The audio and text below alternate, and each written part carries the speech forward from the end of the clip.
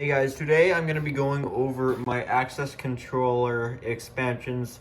You guys have been bugging me for a long time to see what I've done with the access control system. It's no secret by now. Everyone's, I'm sure, seen it because it's been like months and months of having the system expanded, but I've never gone over it and showed anyone, so I figured I'd do that finally now. So, I've always had access control on my main door here. That's nothing new. Reader, electronic strike, storeroom function lock set, so it locks by itself. So that's nothing new. By the way, I have a video of rekeying this shed, going from a Schlage SC4 platform to Schlage Everest. So that's all the same, but I did expand the access control system here. So I'll show you the hardware side first, and then I'll show you the program, because you guys always want to see that. I don't know much about it, but I'll show you guys anyways. So I'll open it up. So basically same storeroom function lock set with Schlage Everest core. I do like these handles because it won't actually, you can still freely move it, but it won't open anything when it's locked. So I can take it, both doors obviously, they will still take a key. Key works just fine. And I'll show you the access control side of it here. So 13.56 megahertz fobs. I originally was using the 125 hertz, but these higher frequency, not really any advantage to it other than I guess it's a little more secure because the readers or the duplicators are a lot more expensive to buy to duplicate these, but still they're not encrypted fobs, so it can be done easily. So yeah, that's opened up. 3-second delay. Strike plate. Turn on the lights. Strike plate will automatically lock after 3 seconds.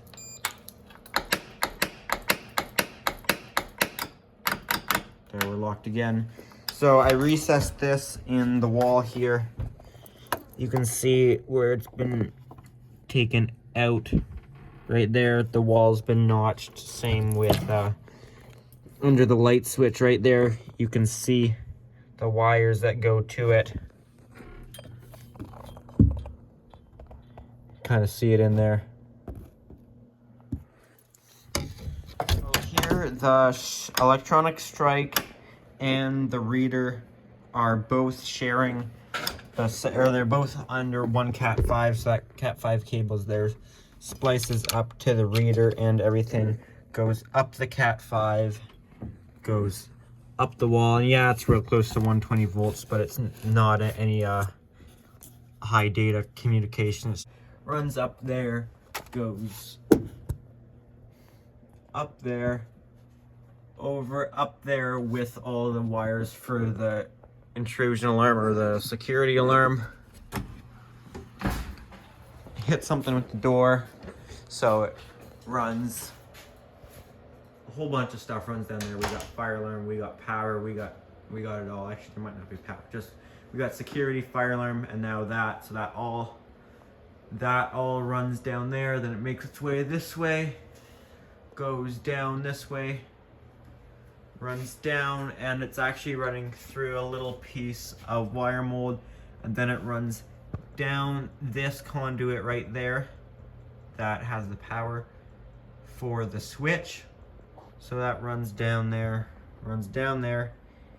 in which there's the power for the switch. Then it runs through another piece of wire mold and into the access controller. But I will show you what I can on the computer without giving away any of the credentials to the fobs.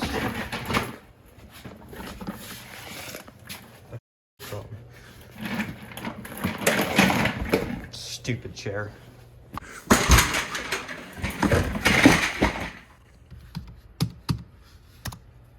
What do you mean?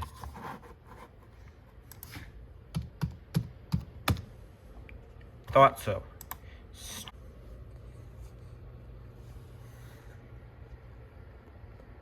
All right, here we go. So I'll show you what I can on here. Basically, hold on. So I get some hand sanitizer out to hold up the phone. So I can select which doors I want. I have this hit those two, and I can go to monitor. So now I'm monitoring them. So now let's say I want to open door 2, which is the storage room. Right now I can hit set. I can just hit monitor if I just want to monitor it, but I've got them both selected anyway. So I can go to where is it? Set door control. So right now here's my door delay, so it holds it open for 3 seconds. I can change that up, down, however many seconds I want it to be. 3 is a good number for that one.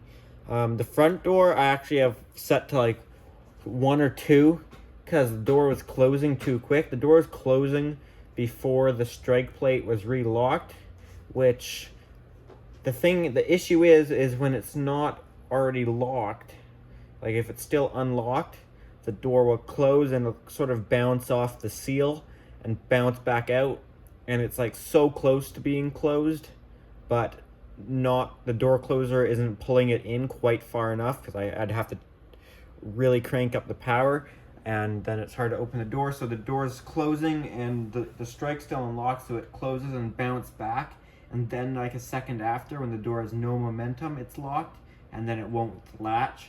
So this way the strikes latch by the time the door closes, so it's got momentum going on, so it'll just push back on the seal enough to latch. So it's set up perfectly like that. So right now we're just locked, and I can hit normal open, which you'll hear the door click. There, you heard it click. Door set control normal open. So front door still locked, of course, but this one we now don't need a fob. So that's now just gonna stay open. And if we want to put it back to just normal, we just hit set door control, then we put it back online. You'll hear it click online. So then it'll be locked again. And then if we want, I can select them both. Door control, normal open. Heard them both click. So now our front door is also unlocked. So let's see if it actually does that, if it will just bounce back off. Might be fine. Probably will be now that I'm saying it. Because by the way, if the strike is pushed out any bit out and then it tries to lock, it won't lock. It's got to go all the way back. So we'll see if that's fine, but they both should be open now, which they are. So there's also another thing I can set them to.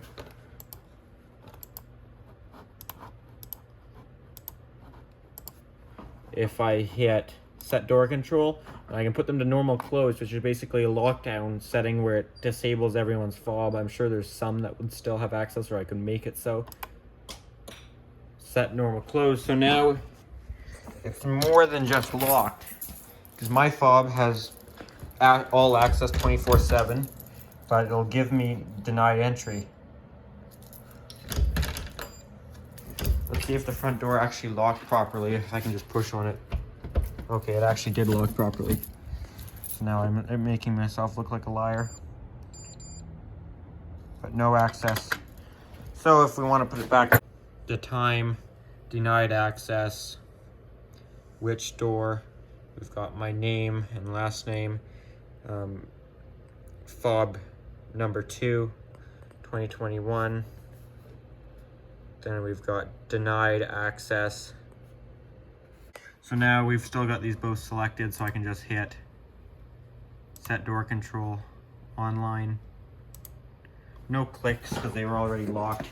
But now fob now has access again.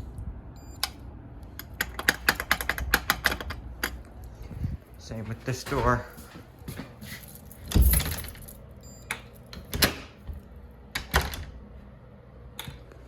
As you see now, green,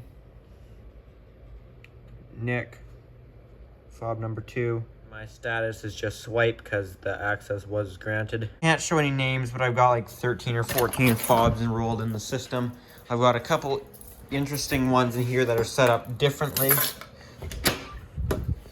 They are in the lockbox here.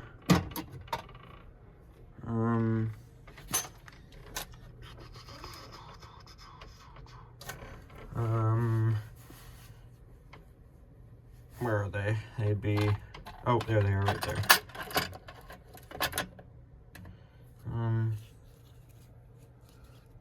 Yeah, loaner card 1 would be one of them.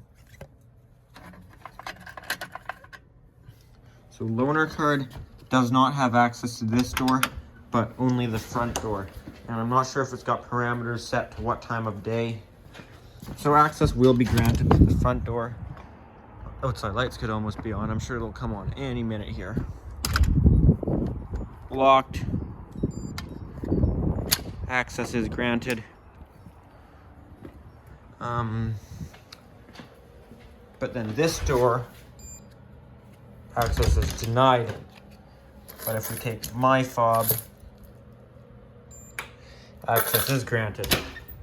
I'm not sure if I've got any time set up on this. I may have it set to like not give access to even the front door between like 8 a.m. and 10 p.m. or something. I'm not sure. Oops. So I've got master key for the garage right there, but then I've also got a spare fob. This one's got access to both doors. So that should be set on the access controller to come up as spare fob. These two, 18 and 19 is the loaner card. So first we had access granted on the first one, that's the front door, and access denied on the second door. So if we go over here, we have door 1 and door 2 was denied. Won't show.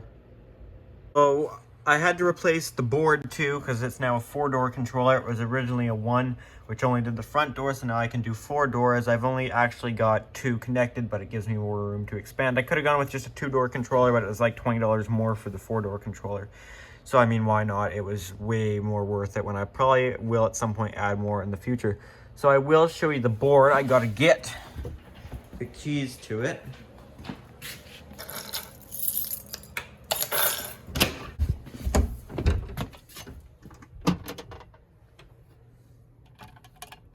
Access control power supply. There's our access controller.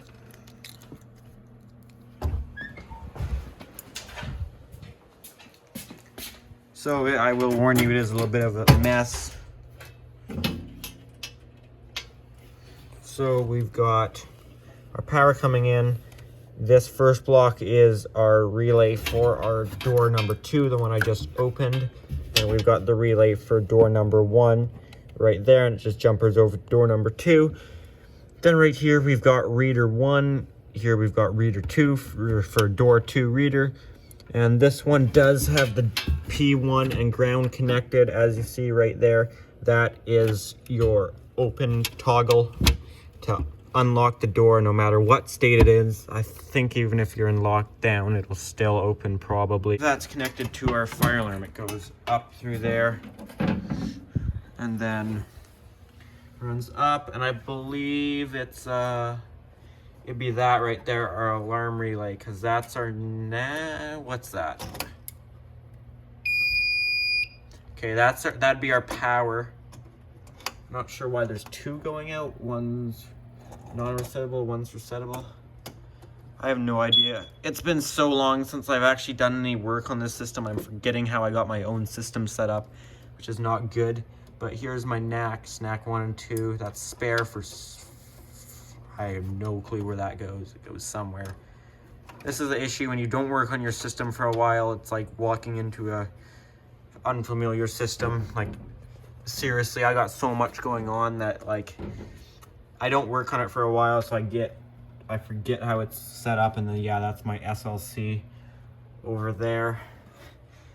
That's not good actually at all, that I'm forgetting how my own system's set up. There's just so much going on that if you don't work on it, you forget what's going on. So yeah.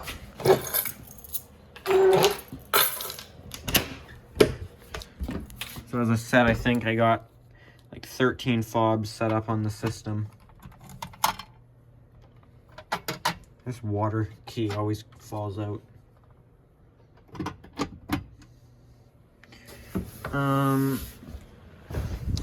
But yeah, I think that's it for this video. So if you enjoyed it, give it a thumbs up. If you have any comments or questions, you can leave those down in the comment section below. Thanks for watching.